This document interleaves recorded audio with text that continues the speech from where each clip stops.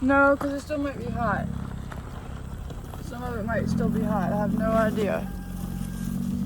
There could be a little bit of fire in one spot and burn your foot. I guess y'all get the old property tour. No, I want the whole property. I'm not driving through that.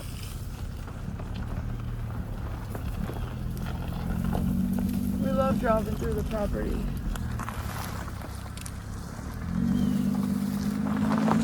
Show you as much as I can.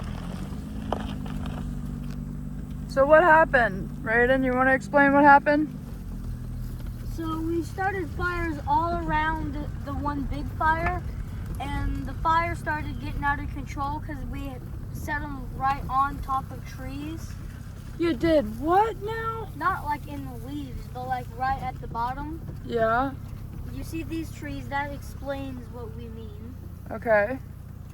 And the fire got out of control because the wind started to blow, Uh-huh. and it really just spread. And last night at like 10:45, you were sleeping? Yeah, you were sleeping, and we had to come out here because it almost got all the way up there by Paul's house.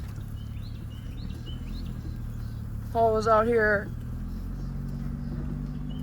doing all that with the machine, putting dirt over the fire to contain it, but the fire department came, all kind of stuff, so it's what we dealt with yesterday, but it's all good now. Kel didn't let us out to go see it. No, I didn't let the kids really go see it. I wanted to see the fire up there. And there was smoke all down here when we didn't even have all the fires lit. And that's pretty much it.